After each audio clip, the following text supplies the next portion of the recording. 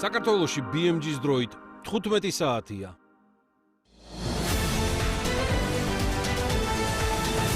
შინაგან საქმეთა სამინისტრომ ჯანმრთელობის განზრახ ნაკლებად მძიმე დაზიანების ბრალდებით 2010 წელს დაბადებული პირი დააკავა. ამის შესახებ ინფორმაციას შსს თავად ავრცელებს. მათი ცნობით დადგინდა, რომ ბრალდებულმა ურთიერთშელაპარაკების ნიადაგზე რუსთავში მდებარე ერთ-ერთი სუპერმარკეტის კონსულტანტი დაჭრა და შემთხვევის ადგილიდან მიიმალა.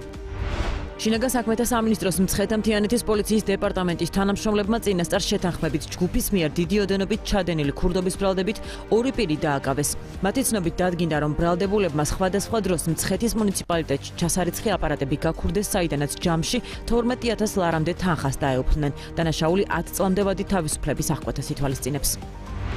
უნგრეთის პრემიერ-მინისტრმა ვიქტორ ორბანმა წინა საარჩევნო კამპანიის ფარგლებში ქალაქ სზომბაეთში შეკრებილ მხარდამჭერებს განუცხადა, რომ უკრაინა მათი და მათი სახელმწიფოს მტერია. ქვეყნის ლიდერმა თქვა, რომ სწორედ ოფიციალური უკრაინის ბრალია, რომ უნგრეთი რუსული ენერგეტიკული რესურსების შესყიდვას მალე ვეღარ შეძლებს და ეკონომიკური საფრთხეების წინაშე დადგება. რუსეთმა ხერსონს დაარტყა, არიან დაშავებულები, ინფორმაციას უკრაინული მედია ავრცელებს. ხერსონის საოლქო სამხედრო ადმინისტრაციის ცნობით რუსულმა ძალებმა კორებელის რაიონში დაარტყეს, რის შედეგადაც 8 ქალი დაშავდა. სასწრაფო დახმარების სამსახურმა დაშავებულთაგან 2 მათგანი საშუალო სიმძიმის დაზიანებით საავადმყოფოში გადაიყვანა. იაპონიაში ვადამდელი საპარლამენტო არჩევნები მიმდინარეობს. ინფორმაციას როიტერსი ავრცელებს. იაპონიის პრემიერ-მინისტრის სანაე ტაკაიჩის მიერ დანიშნული ვადამდელი საპარლამენტო არჩევნებისთვის საარჩევნო უბნები დღეს დილით გაიხსნა.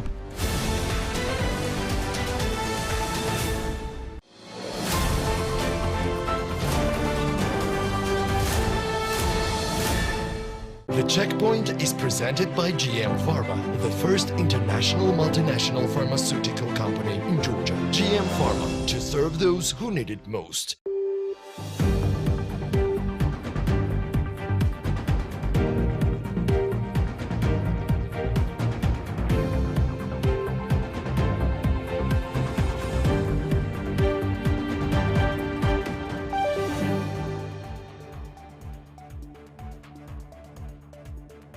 Major developments in the economy and business peeled up toward the end of last week. Let's start with S&P rating. The agency kept Georgia's sovereign credit rating unchanged at BB with a stable outlook. The government is planning to establish an economic development bank. This became known from the government's short-term legislative agenda and was later confirmed by the Prime Minister during a real estate forum. Discussions are underway about merging the Georgia Development Fund and the Enterprise Georgia State Program, with the reorganization process expected to begin quite soon. Most likely, these two entities will be merged into a single institution that will effectively function as a state bank. However, according to Prime Minister, it will not be a classic bank. Through it will be equipped with some bank-like functions. From this perspective and based on the list of draft laws to be submitted by the government, it appears that Georgian government plans to liquidate the Georgia Development Fund, formerly the Partnership Fund. Following its reorganization, the fund has been headed by Besik Bugianishvili, while David Saganelidze serves as chairman of the supervisory board. It will become clear this week what fate awaits the state agency Enterprise Georgia, whose reorganization and merger into the future structure of the Economic Development Bank is being planned. In January 2026, Georgia's foreign exchange reserves increased by $141 million, reaching $6.3 billion. On an annual basis, reserves grew by $1.86 billion, driven both by net purchases conducted by the National Bank of Georgia and by the sharp rise in gold prices on international markets. Last month, in January, annual inflation rose to 4.8%, which is 0.8 percentage points higher than in December. The food group continues to have the largest impact on inflation, with prices up 10.6% year on year. Healthcare costs increased by 8.3%, while prices in restaurants, cafes and hotels rose by 8.1% annually. Member companies of the Poultry Development Association have announced a decision to reduce egg prices. According to them, the price cut will amount to 5%. In a joint statement, companies Savanetti, Dila, Koda and Kumisi say that producers are taking the Prime Minister's initiative into account and are lowering prices accordingly. The majority of members of the temporary Parliamentary Commission established to study price formation for food products, medicines and fuel believe that significant adjustments are needed in business efficiency. According to the Commission's chair, the issue is not intervention, but rather increasing competitiveness and efficiency within the market space. A strike has ended at Rustavi Azoti, one of Georgia's largest industrial enterprises. In an updated statement released by the company, it is noted that employees are returning to the work process. Meanwhile, the country's largest media company, founded by Badri Patarkatsishvili, TV Imedi, and the Imedi Holding, which also includes GDS TV, has been sold. The announcement was made by the Media Holding's former owner, businessman Irakli Rukhadze. Changes related to the sale of shares in Georgian Media Production Group, the owner of Teleimedi, were registered in the business registry on February the 6th. Prime Media Global acquired 100% of Georgian Media Production Group, the managing company of the Imedi Holding, for 1,000 Georgian lari. At the same time, Georgian businessman David Bezhuashvili has registered Eurasian Retail Group Limited in Kazakhstan, which will operate in the fast-moving consumer of goods FMCG sector. This was reported by Kazakhstan media and confirmed by the press service of GIG Holding. More than 300 real estate units have been sold in Eagle Hills Tbilisi project. According to information released by Eagle Hills, Georgia, the first phase of the Tbilisi waterfront project includes premium class apartments, townhouses and villas with river views, all of which sold out on the very first day. The company also notes that nearly 60% of the units offered for sale were purchased by Georgian buyers. This is The Checkpoints. I'm Elena Gwanjilashvili, author and the host of the show, and the Checkpoints team is ready to sum up business and economics week for you. In January 2026, the consumer price index increased by 1.2% compared to the previous month, while the annual inflation rate amounted to 4.8%, according to the National Statistics Office of Georgia, Geostat.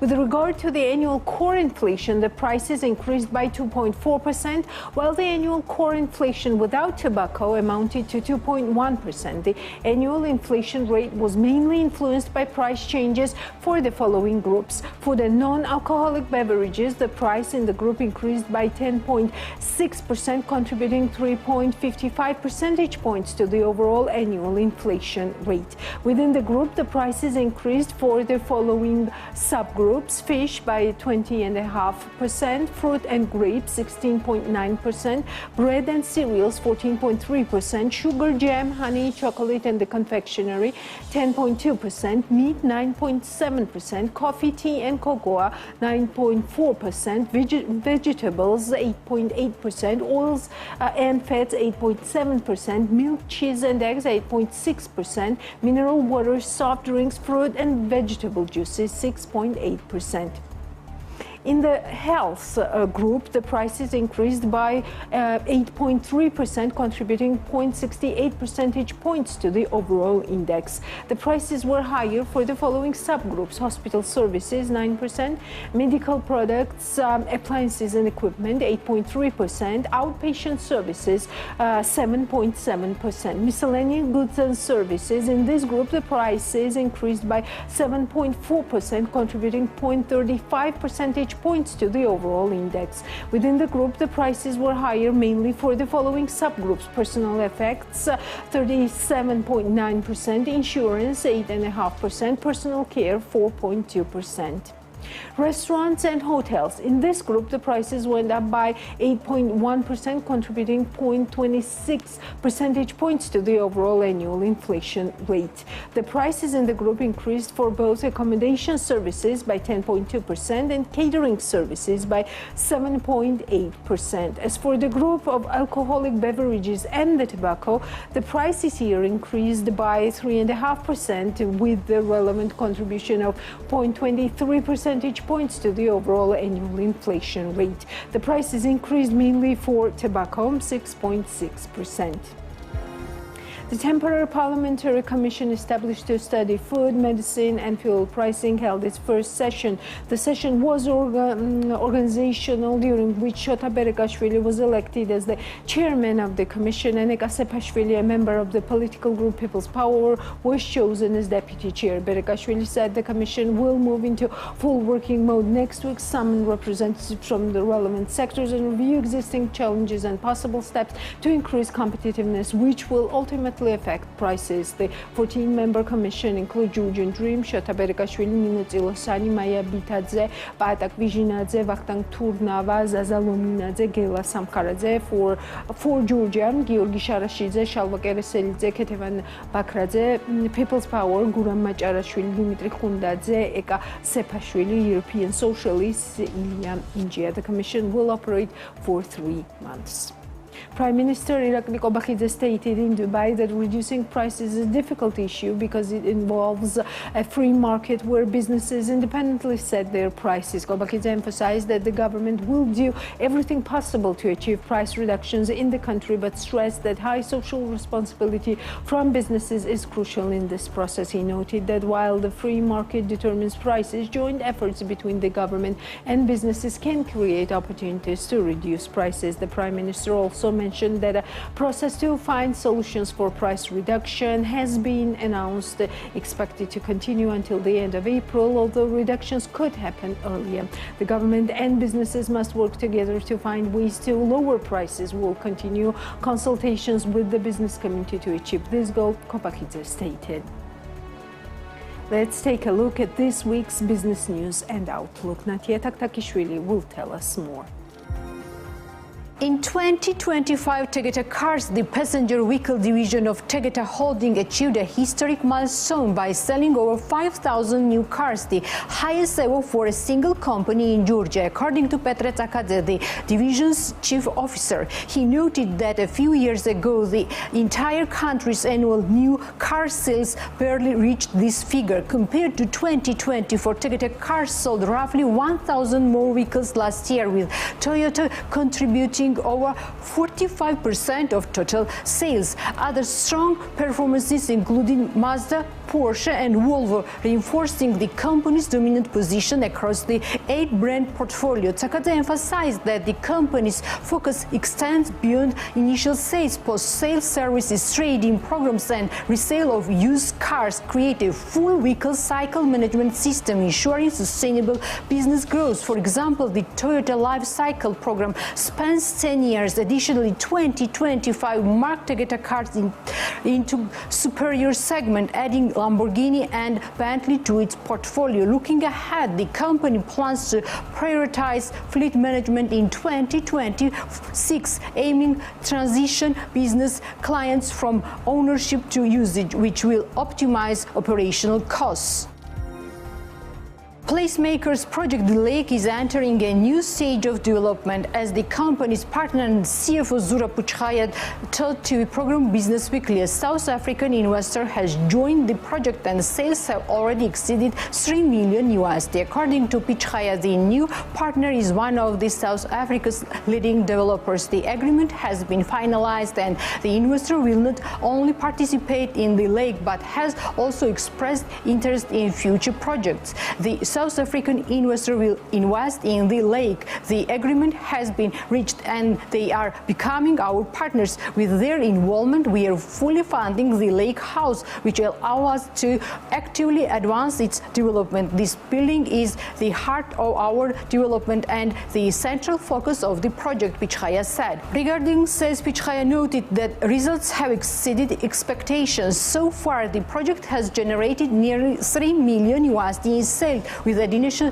interest in the pipeline. Sales have started very positively, already generating around $3 million. Most buyers are paying in full upfront rather than using installments, which reflects confidence in the project and its future. Land value have already increased significantly and will continue to grow as the project develops, Pichaya added. In parallel, infrastructure work is actively underway. According to the plan, by next spring, all utilities, roads and landscaping will be completed. The company is also collaborating with TBC Bank for the project's financial support. Eagle Hills chairman and founder Mohamed Albar highlighted the exceptional response to the Tbilisi waterfront project, emphasizing the strengths of Georgia's real estate market and public trust in the development. Tbilisi is a unique city, and this project reflects our vision and commitment to developing high-quality development that provide tangible value to the community, he said. The first phase of Tbilisi waterfront, comprising over 300 premium apartments, townhouses, villas with river views, the bistro, hotel and luxury brand residences sold out on the very first day. High demand contributed into the second day, with additional units released also selling completely. Nearly 60% of the sold units were purchased by Georgian buyers, underscoring strong local confidence in the project and the sustainability of Tbilisi's real estate market, while international buyers also showed significant interest. Beyond providing premium residential spaces, Tbilisi waterfront is expected to act as a major economic catalyst for both the city and the country. With a total investment of approximately $3.5 billion, the project is a significant source of long-term foreign direct investment and is projected to contribute to GDP growth through construction, hospitality, retail, property management, and related indirect economic effect. Building on this success, Eagle Hills is advancing to Gonyo Yacht and Marina project, featuring branded residences, luxury hotels, parks, and green spaces. Together, Tbilisi waterfront and Gonyo Yacht and Marina represents a $6.7 billion in total investment, reflecting Eagle Hills' long-term commitment to high-quality and modern residential and coastal development in Georgia. Food price increases have created a heavy financial pressure for the restaurant industry, according to Vakhtang Kandelaki, co-founder of Tsehi. In an interview with BMDG, he explained that the average check size per person has risen to 60 lari, a threshold that has already had a noticeable effect on consumer activity. According to Kandelaki, the sharp rise in ingredient prices has directly pushed restaurant costs upward. Prices of products have increased by 30% based on the average menu. If the average check in the business model was calculated at 40 lari, now it reaches 60 lari per person, which has now reached the maximum limit and in some cases even exceeded 60 lari. Because product prices have gone up, business operators can no longer compensate through internal management adjustment, he said. Kandelaki noted that while meat price remained relatively stable, excluding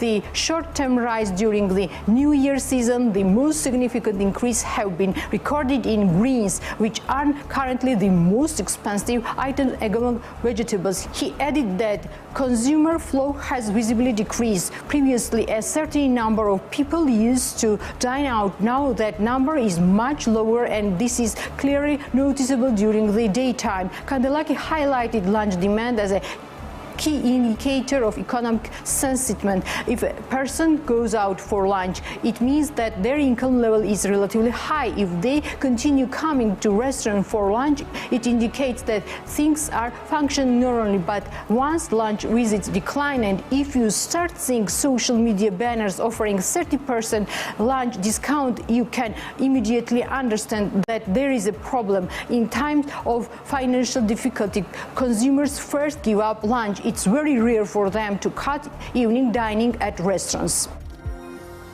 Official statistics show that trade turnover between Georgia and the European Union, as well as remittances from EU countries, reached record levels last year. This comes at a time when Georgia's EU integration process is frozen, as noted in the European Commission's latest enlargement report. The country currently retains only the title of candidate status. Georgia EU trade turnover has been growing steadily since 2021 and reached an all-time high of $5.6 billion in 2025, marking an 8.4% annual increase. According to preliminary Geostat data, EU member states account for 12% of Georgia's exports and 25.4% of its imports in 2025.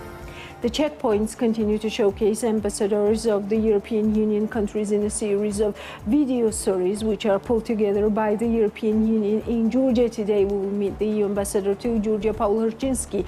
In this profile video, the ambassador reflects on his diplomatic journey while Georgia became his chosen place of service and how his childhood impressions of the country shaped his personal connection to Georgia and its people. I started my adventure with the European Diplomatic Service in the headquarters in Brussels. After serving my first term, I was given an opportunity to apply to become an EU ambassador in one of the EU delegations worldwide. The list consisted of nearly 40 posts. I have chosen only one: Sakartvelo. Cin, Sakartvelo, Cin. My name is Paweł Herczynski. I am the EU ambassador in Georgia. Georgia was the first foreign country I have ever visited in my life. These were in the 80s. Back then, my country, Poland, went through a very difficult period. My father was dismissed from his work, and my parents decided that my mother had to leave and to work abroad. And after a long period, she came back with some savings, and we wanted to have some time together as family, and we came for holidays to Georgia. When we went to Mtsketa and I entered the cathedral and I saw the icon of the Lord looking at me, and then the polyphonic music started.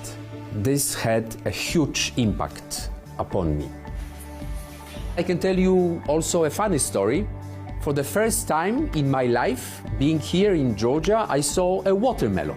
With my younger sister, we really wanted to try. So my father asked a farmer selling watermelons from the truck, "Can you give us the smallest one?" And the guy gave us the biggest one. And what more, he didn't want any payment for it. So my memories of Georgia was warmth, was sunshine, was hospitality, and amazing people. Some people say Georgia is a small country. I deeply disagree. If you look at polyphonic music, history of winemaking, poetry, literature, sport, art, Georgia's contribution to Europe and to the world is really, really huge. I enjoy Georgia tremendously, and especially getting out there, going to the regions, meeting people, and especially meeting young people who are so talented, who are so European. I really see a bright future in front of Georgia. In fact, I never dreamt to become a diplomat. When I was studying, Poland was not an independent country, and actually my parents raised me in order to emigrate. And I know that this is a sad reality of many young people today in Georgia. The key element of Poland's success was the membership in the European Union. This has helped to transform the country tremendously, and I think that Georgian people deserve to be part of the same success story. I came here 3 years ago in order to help to make this happen. Now we see that things probably will take more time, but I'm not losing hope because Georgian people are truly amazing and they deserve better future. Ertat Sakartvelostvis.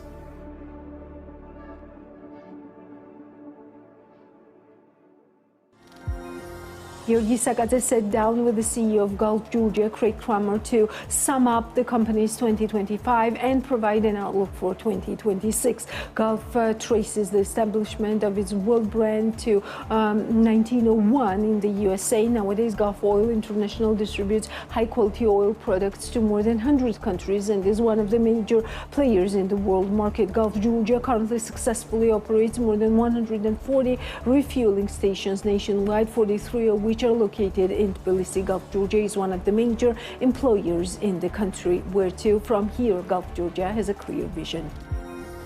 Thank you so much for having me here and for the opportunity interviewing you. Oh, we appreciate you coming. Thank you. Maybe there's a part of community, in business communities, they actually don't know that while chairing and being a CEO of Gulf Georgia here, last 6 years already, there is a story, fantastic story, being yourself here in Georgia in late 90s, as far as I remember. I've heard this story personally from you on some of forums and some gatherings, so could you be so kind to share with us this story? Sure, it's a very interesting journey that got me here, that brought me here in 2020, which really started in 1996.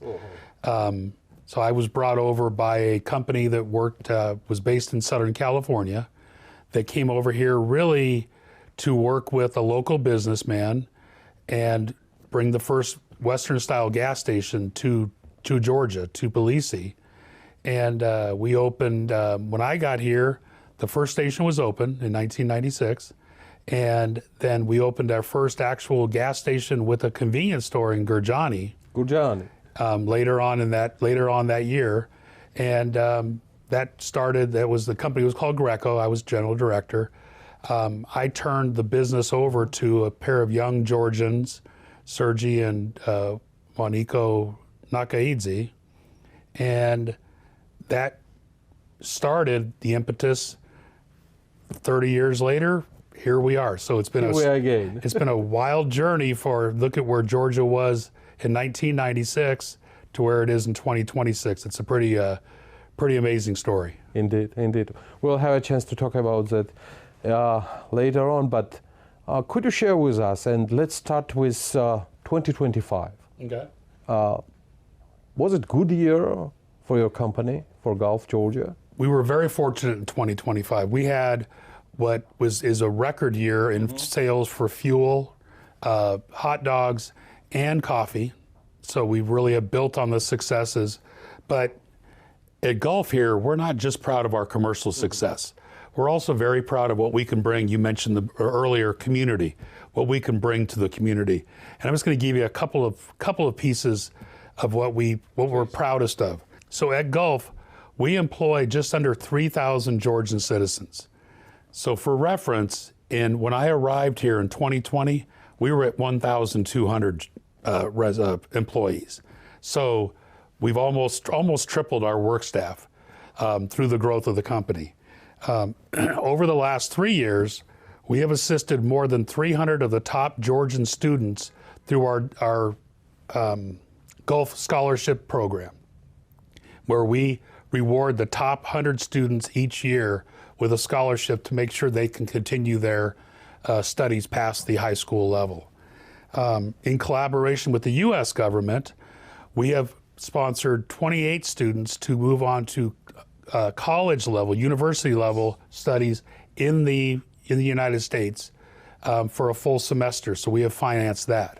We've also continued our Gulf basketball court program, which is pretty well known across the country, in collaboration with Zaza Pachulia. We opened a new basketball court in Batumi last year, which we're really proud of. It's every year when we do these facilities, they get a little better. So we're improving and we're learning from it, and it's been a great program. Again, these are only the highlights, but in 2025 alone, Gulf spent in excess of 2 million gel on these type of programs. Yeah, but at the same time, Gulf clearly lead the fuel market and fuel markets of Georgia, let me say so. What do you attribute the success to? Well, first, thank you for the kind evaluation of our business. We're very proud of what we've done. But our business is really rooted in basics. We focus on our customer every day. We're trying to bring them value, trying to bring them the best products, the highest quality products at a fair price. And we try to do that. We strive every day to continue to keep our costs down, not through lowering our service level, but through innovation, so that we can get better. We are constantly improving. We have spent significant funds every year improving our facilities from a convenience standpoint for the customer, but also for a safety standpoint for the customer. And finally, we treat every one of our staff as family. We believe that Gulf is, most of our employees that work here are not just employees, they're part of the Gulf family. Gulf family. At the same time, while mentioning innovations, Gulf is well known as a dedicated admirer of technological innovations.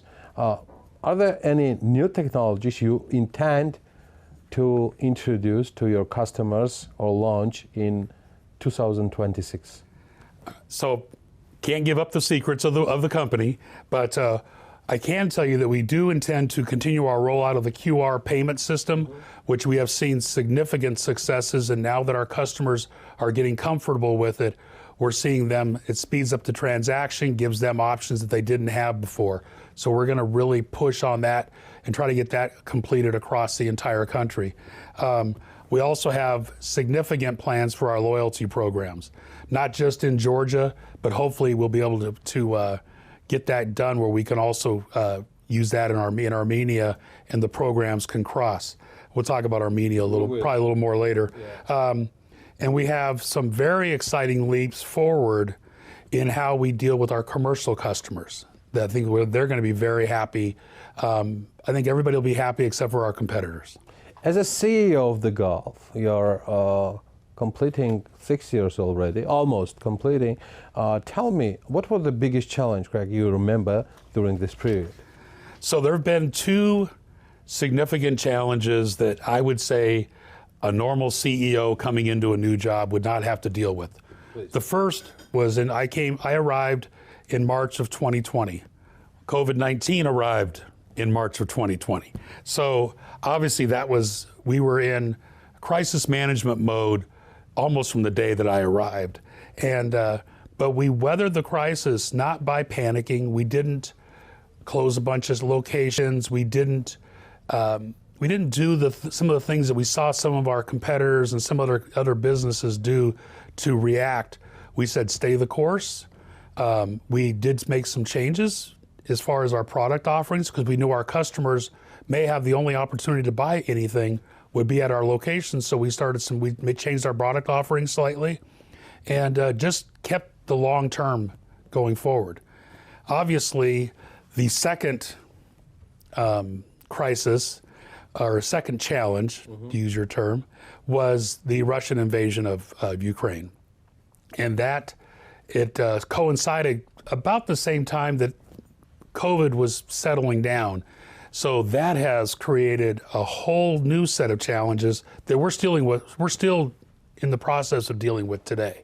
The fallout for us, other than obviously there was a big influx of people, so there was a lot of challenges because of that. But really the biggest one for us has been the sanctions affecting fuel supply. And it's not affected just us, it's affected every company. But we are uniquely positioned to have quite a bit of flexibility in sourcing our supply. But to give you an idea, from 2020 till 2024, Russia supplied about 60% of the fuel into Georgia. as of 2020, by the end of 2025, that was down to 25%. So new supply, new sources. Obviously, Russia being right next door, that supply was relatively simple. So having to go far and wide has caused us to pivot to other supply points, different costs. There are different financing challenges. There's also the factor of time. You buy fuel at a refinery, and by the time it gets here, it's a lot longer than a close supply. So, but through this whole period, Gulf has maintained what we call our 4 supply tenets. And they are what we consider the most important things and one is security of supply. We're gonna make sure we have product. We're gonna make sure that our stations have fuel to sell to our customers, because nothing is more frustrating to a customer than driving in, especially if it's a self-serve and they get out of their car and there's no gas. So we security of supply, making sure that doesn't happen. Quality, we are not going to sacrifice quality. We will let a gas station run out of gas before we sell bad gas or bad diesel. We will, but again, our first tenet is making sure we have product. Right with that is the quality. We will also not violate any laws. We are 100% sanction compliant. We make it a point. We have spent very, very significant dollars on attorneys to make sure that everything we do is correct, is in with the keeping of the spirit of the law. And finally, we want to keep our products competitive. Competitiveness, we're not going to say, well, we have the best product and nobody else has any, so we're going to be way out of the market. We're going to stay competitive. And through through this period and going forward, because it's not over yet, we have not wavered from these tenets. While mentioning competitors,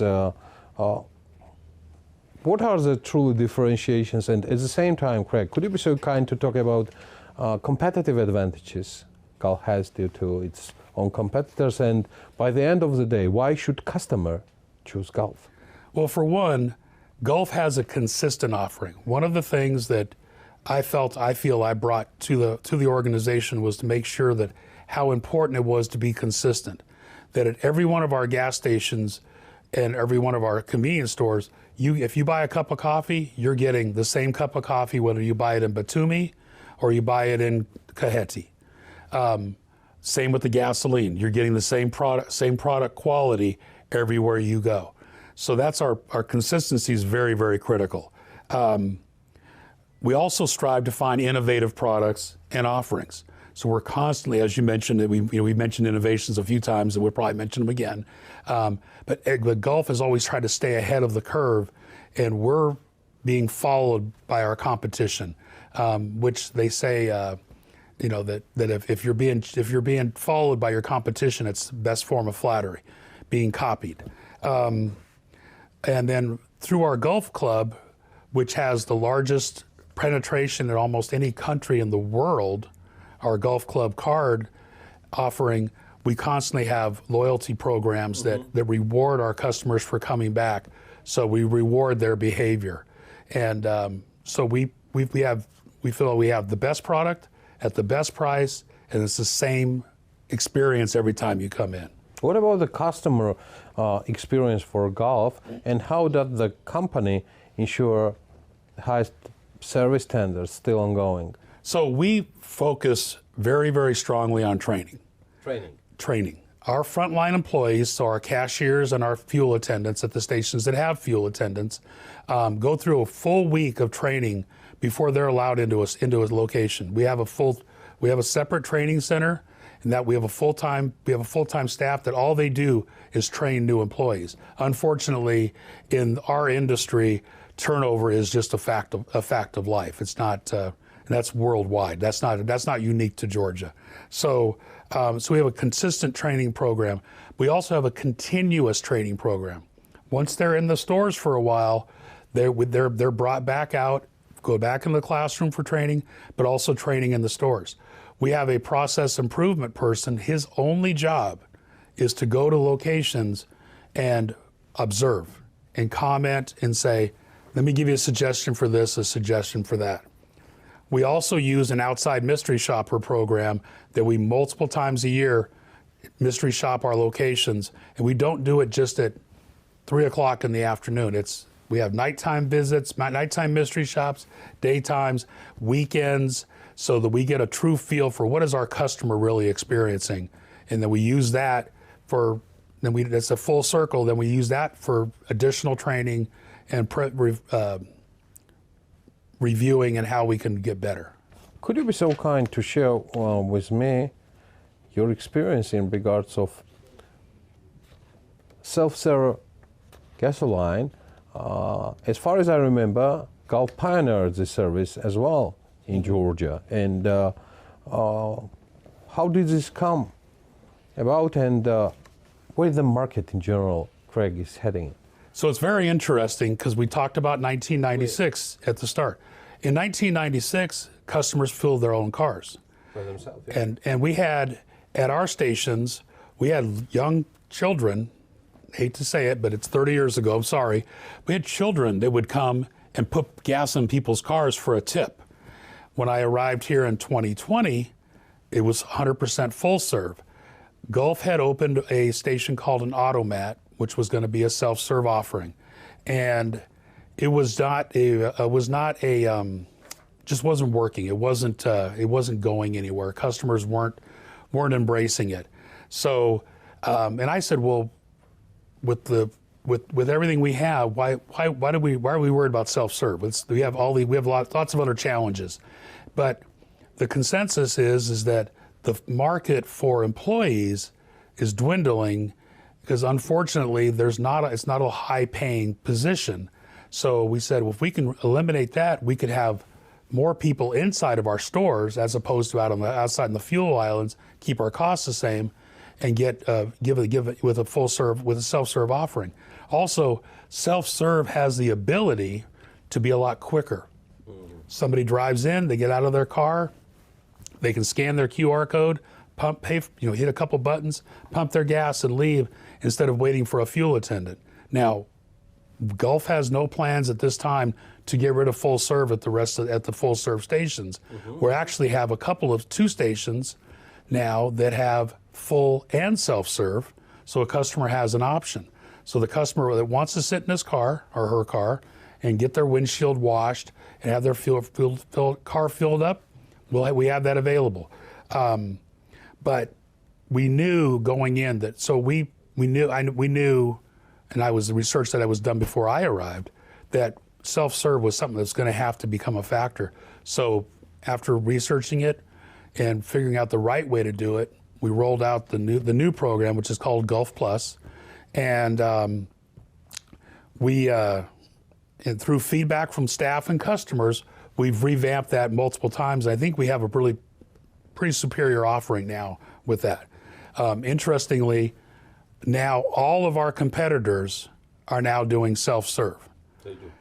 Which is interesting because, again, when I got here in 2020, I was told by some of the, smarter people in the industry that the Georgian people will not do self-serve. We have discovered, now there is a price discount for self-serve, but we have discovered that when we convert a station from full serve to self-serve, people buy more gas from us.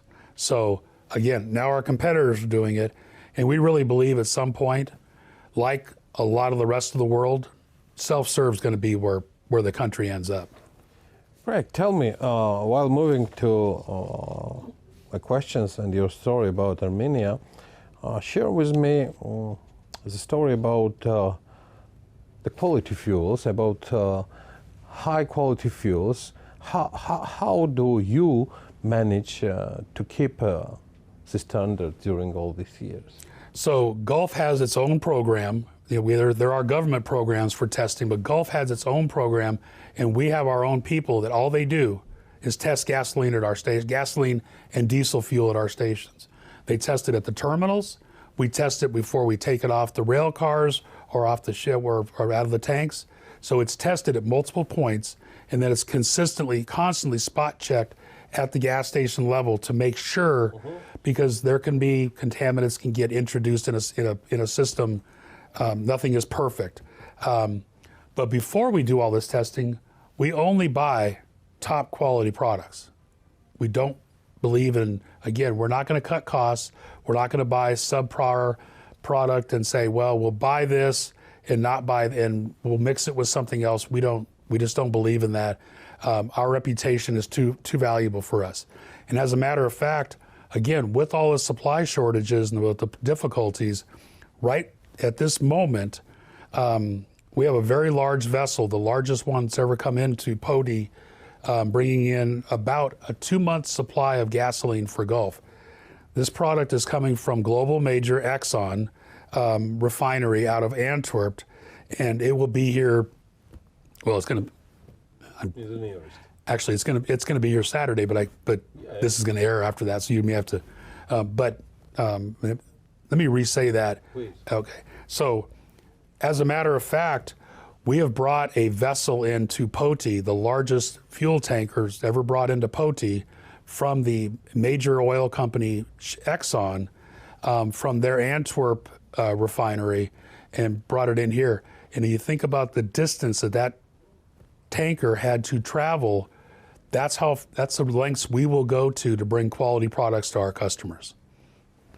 Another main topic, let me say so, why I asked for this interview was about the story related to Armenia. As far as I know, you already launched and opened some locations in Armenia. Please share with us a story about Gulf Armenia.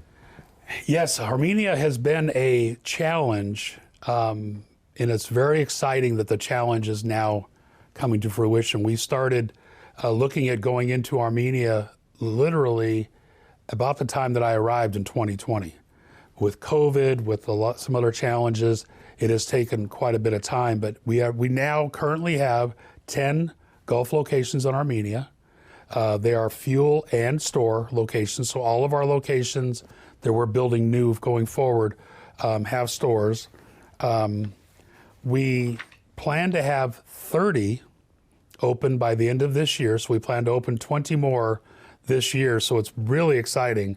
And as I mentioned earlier, very soon our Gulf Club Georgia customers will be able to use their benefits, their points in Armenia, and Armenian Gulf customers will be able to earn and redeem benefits and points there and here, almost as if there wasn't a border. So it's really exciting to have a regional brand, first time ever in the Caucasus.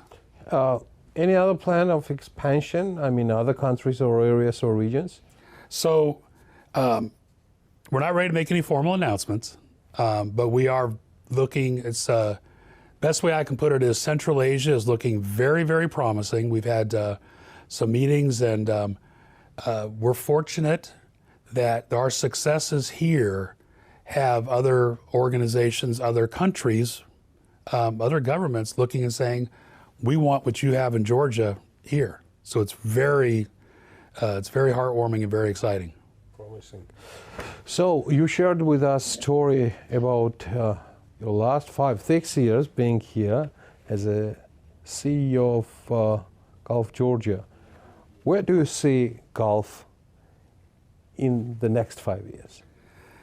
I believe, can't promise it, can't guarantee it, but I believe we will be the dominant brand in all of the Caucasus and well into Central Asia, where there will be a footprint, a contiguous footprint. I really believe that's where I think we will get in the next 5 years.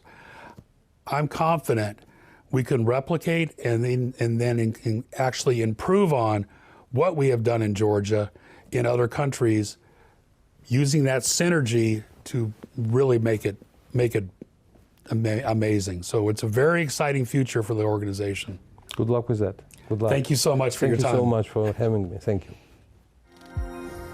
More on Georgia's economic tendencies this week in our short overview.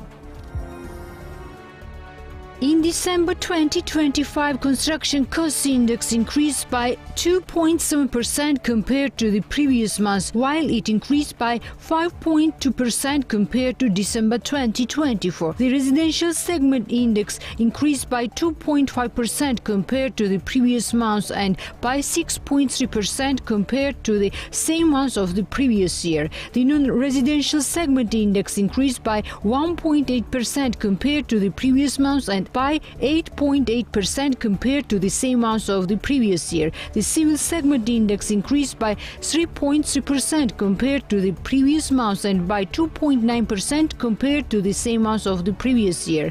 In December 2025, construction cost index increased by 2.7% compared to the previous month. The change was mainly due to a 15.3% increase in average monthly nominal wages of employees in the construction sector, which contributed 2.78 percentage point to the total index change compared to December 2024. The construction cost index increased by 5.2%. The latter was largely caused by the 23.9% increase in average monthly nominal wages of the employees in the construction sector and by 4% increase in the category of other costs, which contributed to 9 and 0.24 percentage points to the total index change, respectively. Along with this, the construction cost index posted a 29.2% increase compared to February 2022.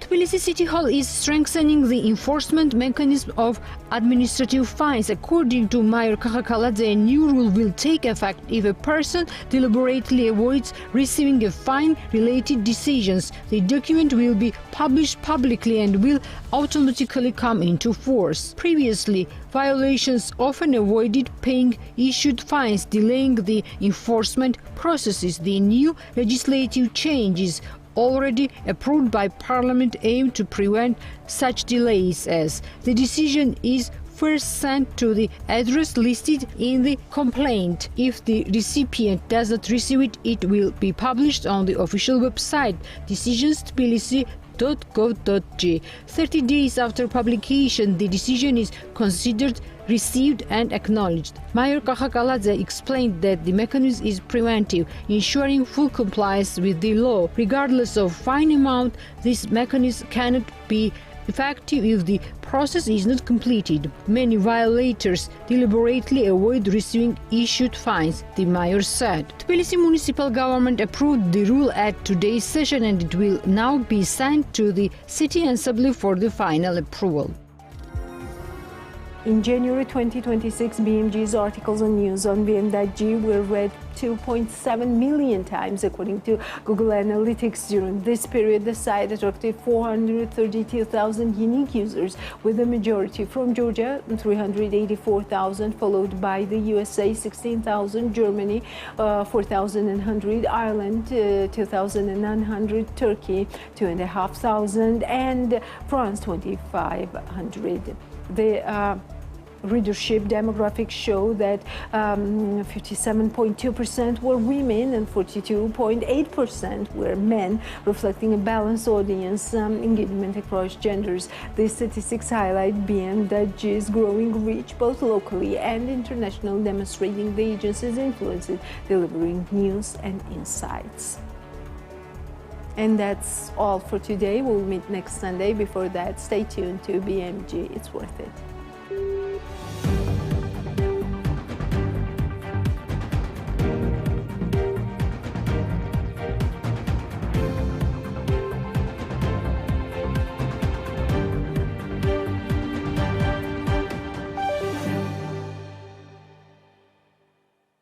The Checkpoint is presented by GM Pharma, the first international multinational pharmaceutical company in Georgia. GM Pharma, to serve those who need it most.